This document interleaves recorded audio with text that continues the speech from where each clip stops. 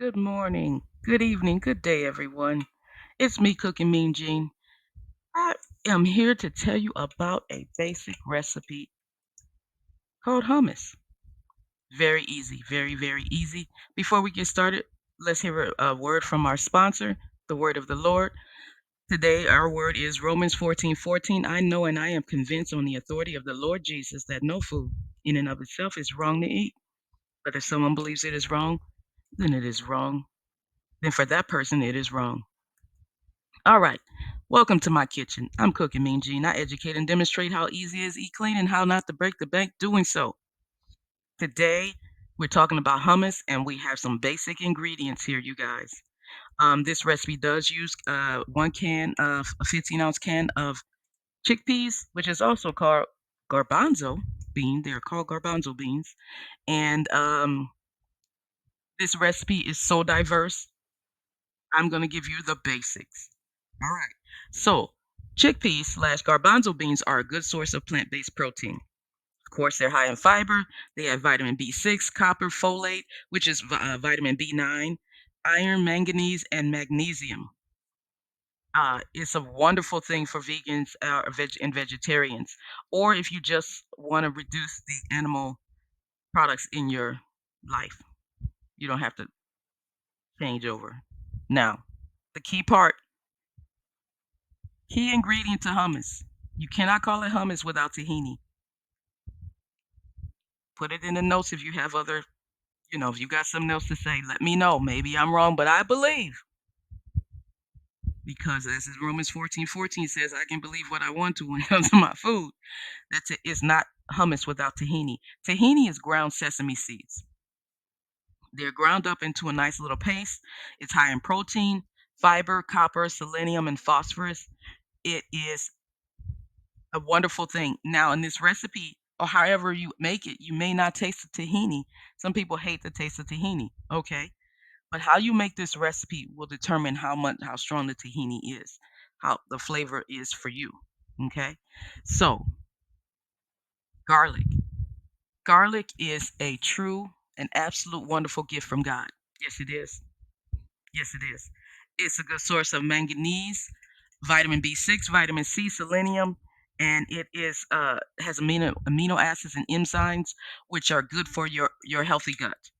Garlic is a prebiotic, and when you put prebiotics and probiotics together, they make a healthy microbiome in your gut. So garlic is a true gift from God. See, I didn't make that up. It is true. I'm just saying. Now we have lemon juice. Lemon juice, of course, has potassium. It's not as high as a avocado or a banana, but it has potassium. There's vitamin B6, a citric acid, and it's high in vitamin C. And the flavor compound of lemon juice, if you make this recipe with uh, bottled lemon juice, it doesn't taste as fresh or as good as it does with fresh lemon juice. And I tell people, taste it with fresh lemon juice first, and then taste it with bottled juice, and you'll feel like something's missing. Really good. Really helps out. Now we have cumin powder. Cumin powder is ground cumin seeds. So don't use the seeds because they won't blend well in the blender. I don't care how high speed your blender is. In this recipe, it would not blend well. It'll be chunky. It won't be the same. They are high in iron and they have a lot of good plant compounds. Terpenes, I hope I'm saying that right. Phenols and flavonoids. And cumin powder, I have to tell you, I say it's optional, as you can see on the notes on the screen, because I totally forgot. When you see the video, I totally forgot to put the cumin powder in. Yeah. Now, salt is a good source of sodium. We know that. And sodium aids in the different body functions and is essential for good health. It really is. Our bodies. If I'm not a doctor, I don't have medical training, but I do believe that our bodies cannot function without sodium. And the best source of sodium is rock has uh mined salt. Not salt that was derived in a laboratory, but like Celtic salt and real salt that was actually mined from a salt mine. You understand? Y'all have the that is a difference, total difference in table salt. It's better to have salt mined salt. Sea salt would be the next thing, but it's better to have real salt or Celtic salt. Sea salt is I would say it's number three.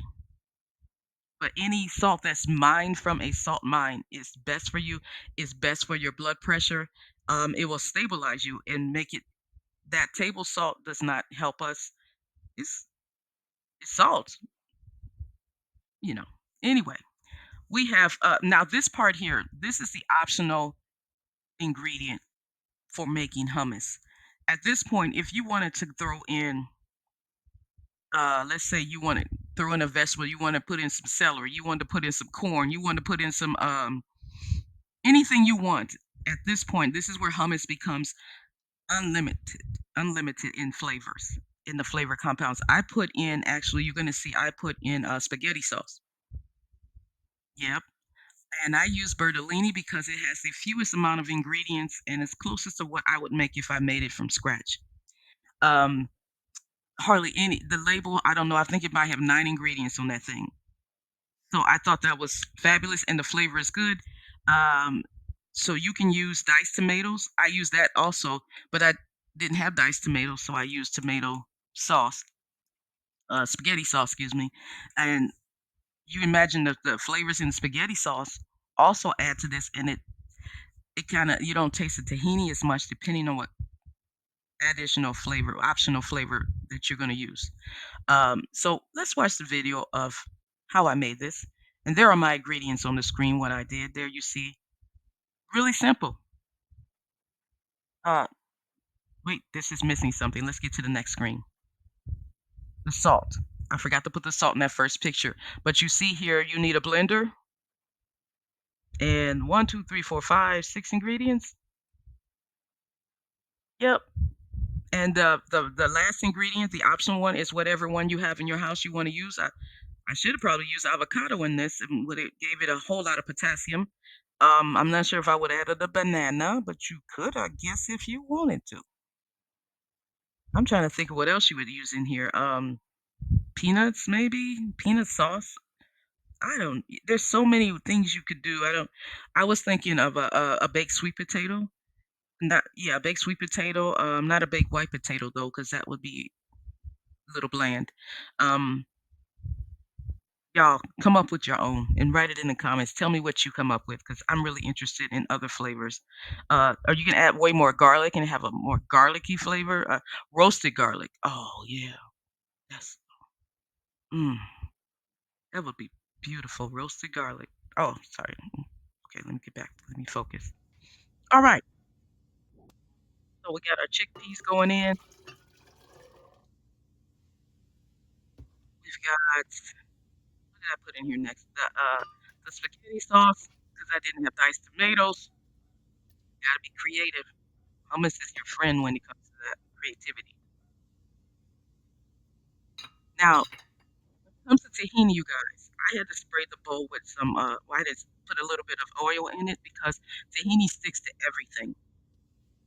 Clean whatever tahini was in immediately because it becomes a little piece otherwise. It'll be stuck there. I had to put some oil in that glass bowl to make sure it came out. We got our lemon juice, garlic, and our salt. I'm gonna use 2 cloves of garlic here, but you can use as much as you like. And the salt I ended up doubling because it wasn't enough.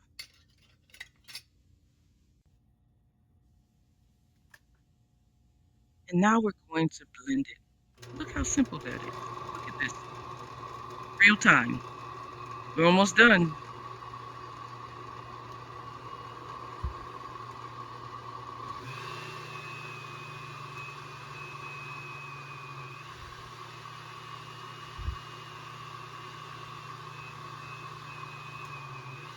And got the vortex.